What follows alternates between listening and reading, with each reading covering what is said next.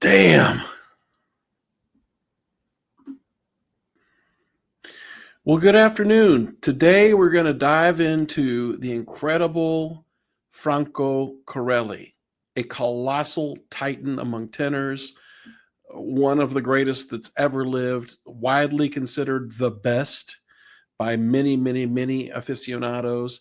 The voice was just huge, glorious, beautiful, tons of color, metallic, just like a cutting, dramatic stentorian top that would just absolutely blast out over the audience and just blow you away with just the sheer volume of the sound, as well as the metallic cutting edge to it. It would like feel like it was bouncing off the entire inside acoustics of the walls of wherever he was singing. It was one of those just freak of nature type voices.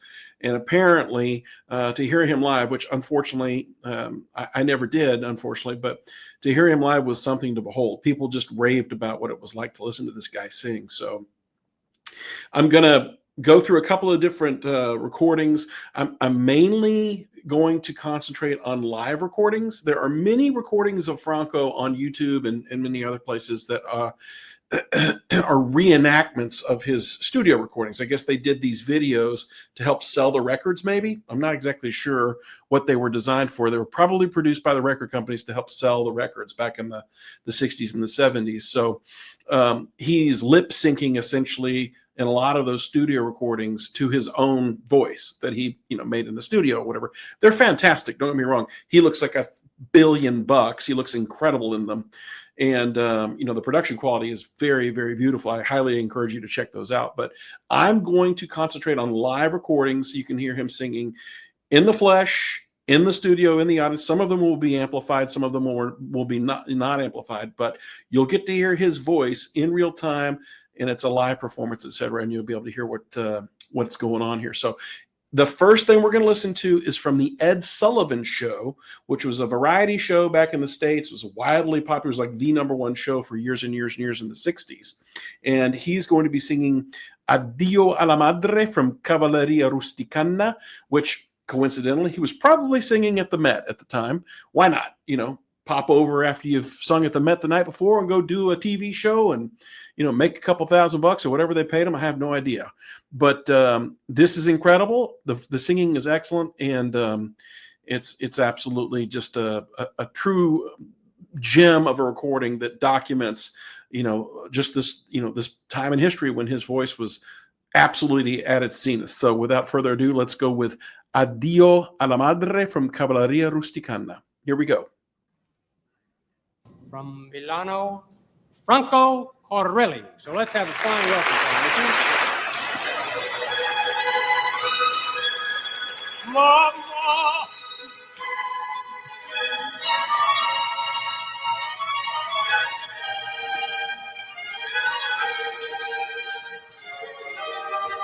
Mamma, quel vino è generoso.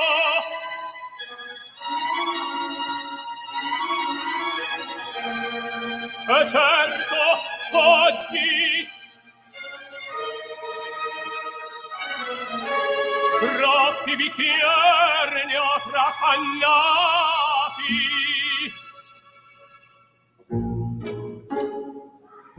Vado fuori all'aperto. Look at that, man.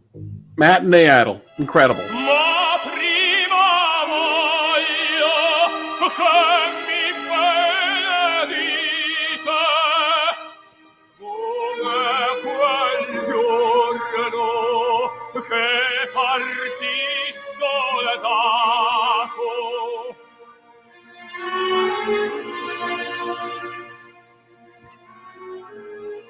Orchestra's pretty good. E poi, mamma, sentite, s'io non tornassi,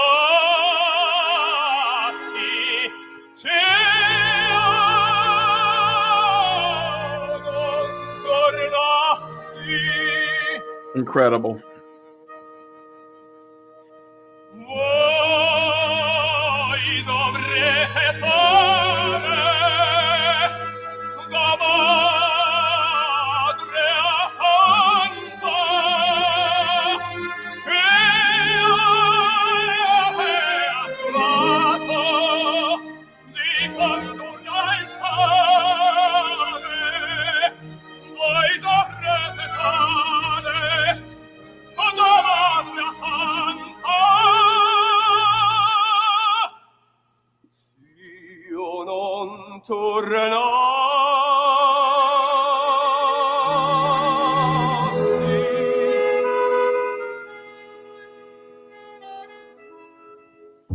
Oh, nulla, è il vino che m'ha suggerito,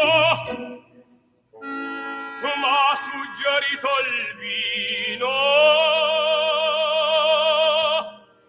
Per me pregate Dio, per me pregate Dio, una bacia mamma, un'altra bacia, un'altra bacia. Oddio,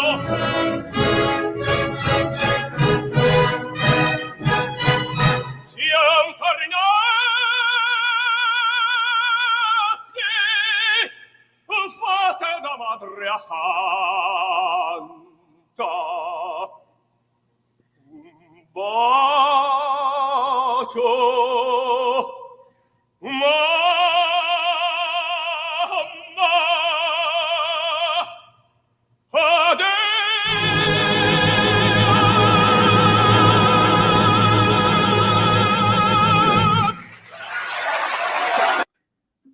Yep. That's a live recording, ladies and gentlemen. And so the thing that you'll notice about, let me stop sharing this here. So stop screen. So the thing you're going to notice about Franco Corelli's voice is he, again, is it's a large, dramatically impressive sound. He's a tenore drammatico, certainly at least a tenore spinto. Especially in his early days, he started as a spinto and then gravitated towards the tenore drammatico. But the thing that was unique about him was he kept that super high tenorial quality, especially in the top, that metallic spin that lighter, more lyric tenors have. But he also had the weight and the heft that went along with it. It was a very unique technique and a very unique voice. I mean, one of the greatest that's ever done it, right? So, and you'll notice in this video, we can go back and I can share this again and just watch a little bit of this from the beginning. Take this back a little bit here. His Adam's apple is very pronounced, and this is one thing that I want to point out is he was a proponent, as I understand it, of the Malocchi technique, which we talked about in an earlier video regarding Giacomini, which in the Malocchi technique was specifically a technique which was designed to create space, right? So you lower the larynx, you keep the larynx low, and then you keep the soft palate high. So it's almost like a ha, and the singing comes from this position, right? It's mama. You know, it's not mama like a much more pointed or lyric sound. It's mama, quel vino è generoso. You know, granted, I can't. It sounds put on and fake in my voice because I don't have his instrument. His instrument probably sets a full step to even a step and a half lower than mine does, just naturally, right? So for him to make that sound, it's natural. That's what comes out of his voice. But I digress. You'll notice here in this video when he sings, especially when he gets from the upper middle and the passaggio, that larynx stays low. You can actually see his Adam's apple go low as he goes up. As he goes up in the notes, his larynx will go down. He's doing that. He's making his voice or his voice box or his larynx stay low. Now it's not forced down. It's not like it's depressed, but he has trained his voice so much over the years that muscle memory is built into where when he sings up in the upper middle or on the top, that voice stays down. The larynx stays down, and he uses the top and uses all of that space to produce that sound. So let's listen to a little bit of this, and you can see this in more detail. All right, let's go here. Oggi Watch his Adam's apple, okay? troppi bicchieri ne ho trafannati. See how it's going down on the upper notes? Vado fuori all'aperto. Perto. See, it's down. Down. Ma prima voglio che mi benedite. Stays down. Come quel giorno che partì soldato. Right here, you're going to see it on the Tenor Tardi. You'll be able to really see it. E poi, mamma, sentite, right here, watch this. s'io non tornassi, Down. Down again, right here. se non tornassi. Okay, so you can see that, what he's doing that. So, and then he gets on the top here, his mouth doesn't change. He goes, si o no tornarsi is what he's saying is whether I come back or not, right? Is what the lyrics are, right? But he goes, si o no tornarsi, and he goes, se no. The mouth does not change. He goes, se no. So the tongue's doing all of the differentiation of forming the vowels in that part of the voice. You can't be see-o, or it would be too much of a change in that part of the voice. So he doesn't do that. He goes,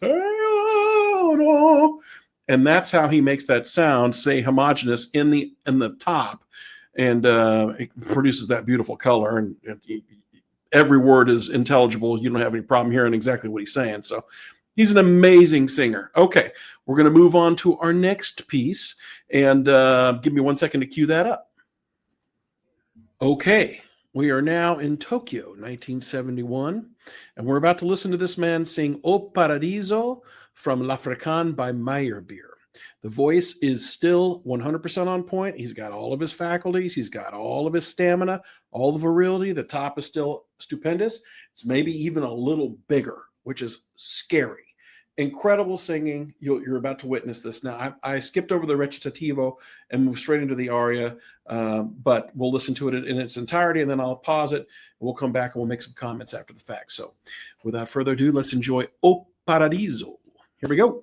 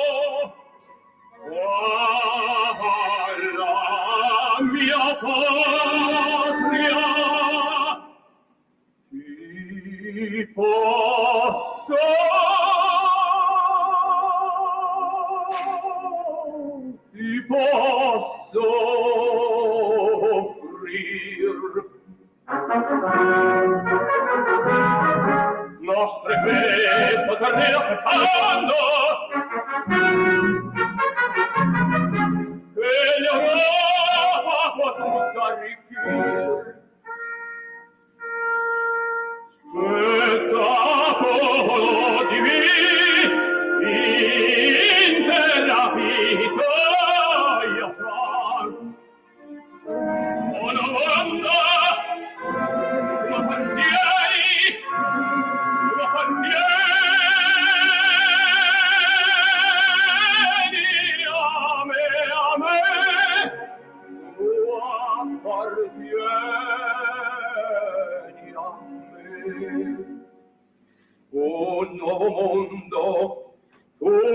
m'appartieni, tu m'appartieni a me, a me.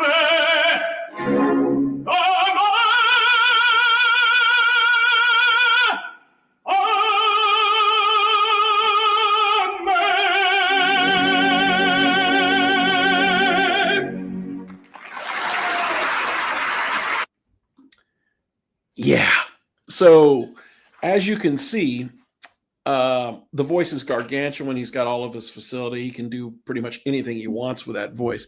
Couple of things that I'll mention, and this is very particular to his singing, and I've seen him do this many times in videos, and if you pay careful attention, you can see it. Okay, so I backed this up a little bit. I want to show you one thing that's kind of interesting about his singing, or idiomatic to the way he does it on stage in particular. And I'm going to tell you a little story about what I heard about why he does this. So watch him sing this phrase. This is about halfway through the aria. And the line is, ti posso offrir. And then there's a little interlude where the horns come in or whatever. Okay, watch what he does immediately after he sings the phrase. All right, let's take a listen. Ti posso.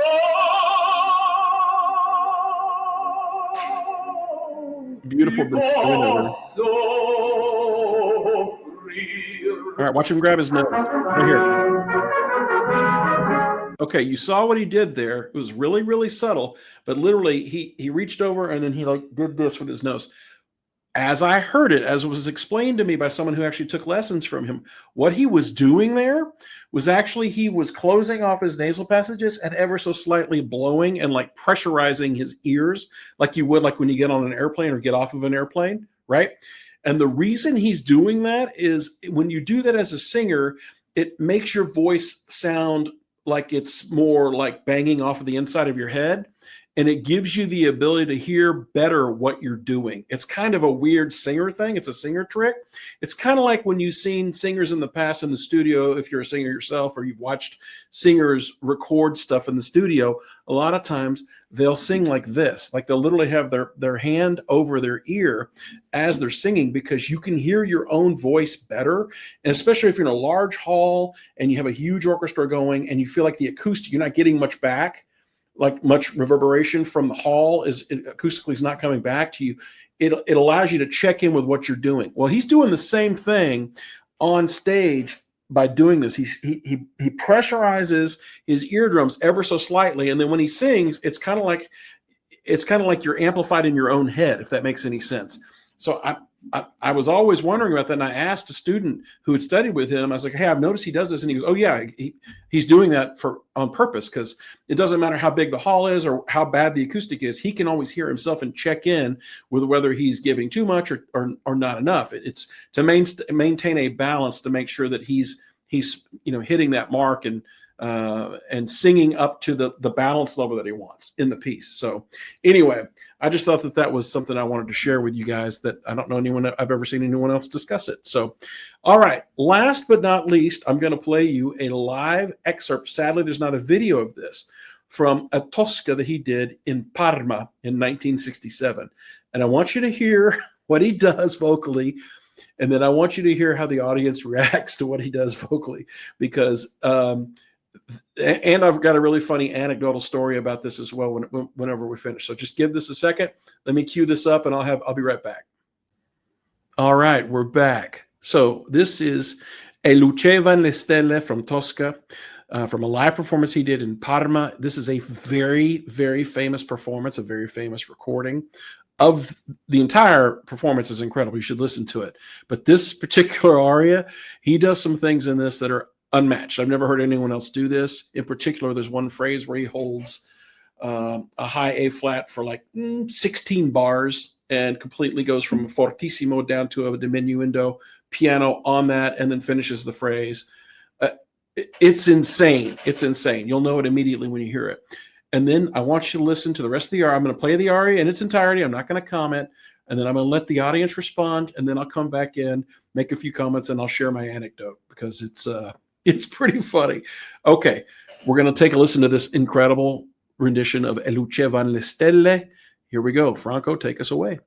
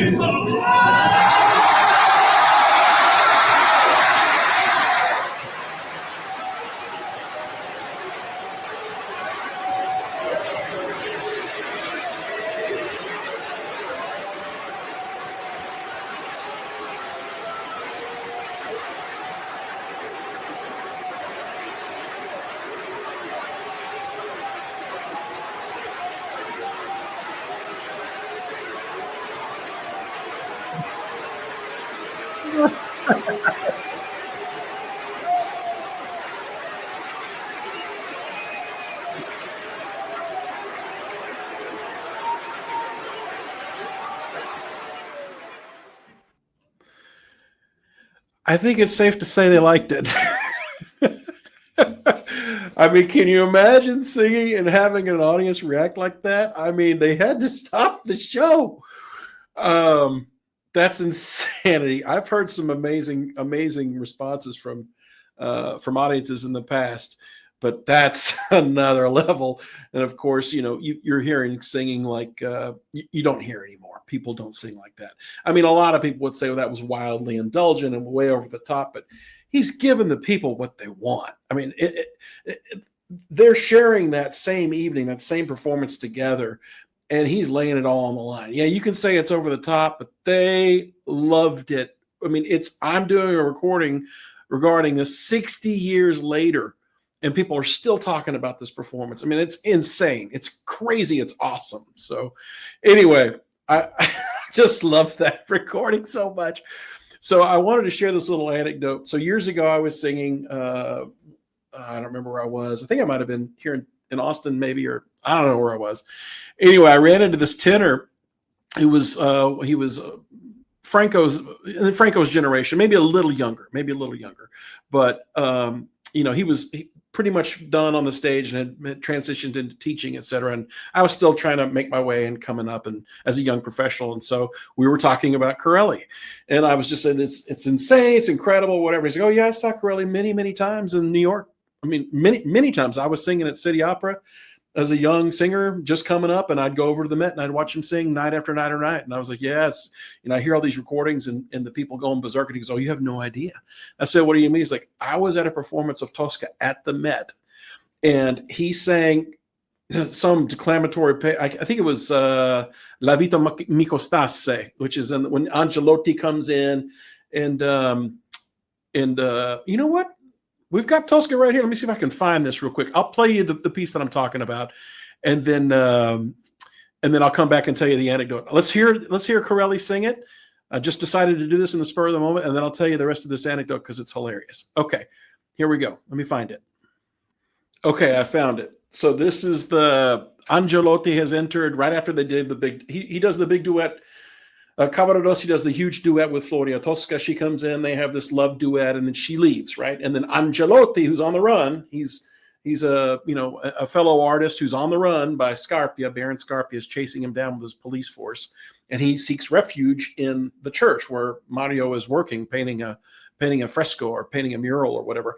Anyway, they have this conversation, and Corelli mentions, Angelotti mentions Scarpia. And then Cavaradossi, or Corelli in this case, says, oh, Scarpia. And he goes through this thing. He talks about what a scourge he is. And then it ends with this huge high B natural. La vita mi costasse vi salverò. Anyway, take a listen to this, and then I'll finish my anecdote. I just wanted to hear him sing it because he's insane. Here we go. Take a listen. That's Angelotti. Adesso trarmi a scaglia, Ardia, He's snarling. bigotto, satiro, mi affina, colle devote, tranga, foglia libertina. Strumento da sino talento, ai confesso Here we go. la vita mi costa.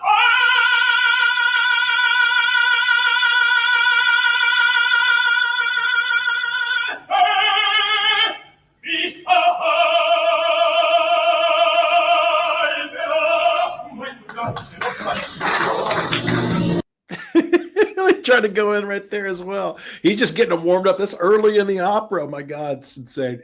Anyway, evidently he was listening to my friend was listening to Corelli sing this at the Met in the 60s, same time period. And he sings La vita mi costa si mi salvarò, and it's pin drop in the audience. They don't bust into applause. They're just like blown away by what they just heard. And apparently some woman stood up and said, "Oh, Frankie, what you do to me?" Which apparently the house just died laughing or whatever. But anyway, I thought that was hilarious. And you can imagine how she felt listening to this man sing. So anyway, I'm going to stop sharing this screen and go back to just being the wrap up here. So I think I've clearly illustrated just amazing how amazing Corelli's voice is, and what a pleasure it is for me to actually be able to do this and break down. I mean, I could spend 6 hours going over his stuff and really getting into, like, technically what he's doing and how he's doing it, as much as I understand it, because let's face it, the man was a titan, a god, and I am a mere mortal. But I think I understand what he's doing physically and what he's doing technically. I can't do it, but I think I understand what he's doing, and so I would love, maybe down the road, I'll do like a technical breakdown on all the great singers, just like specifically about technique, etc. But these videos initially are just about, hey, if you haven't heard of this tenor, if you haven't been exposed to this singer, please, let's take a listen and explain what it is about them that makes them so amazing and so great, etc. So I mentioned to my son that I was doing these videos and showed him a couple. He says, "Dad, you should like hint at who the next person's going to be, so you can like get people on the hook to watch these videos," which is kind of funny. I actually don't even know who I'm going to do next, but it will be another tenor, I'm sure, and it'll be a big one. And so I've already done Luciano Pavarotti, and I've already done, let's see, we've done Fritz Wunderlich, we've done Alfredo Kraus, we've done Jose Carreras, we've done Giacomini, we've done Luciano Pavarotti, I think I already said that, and now I've done Franco Corelli. So it's going to be someone big. So that's all I'm going to hint at, but just stay tuned. I'll have another big one out here shortly, and I just get a kick out of this. I love it. So hope you guys enjoy it. Texas Tenor is out.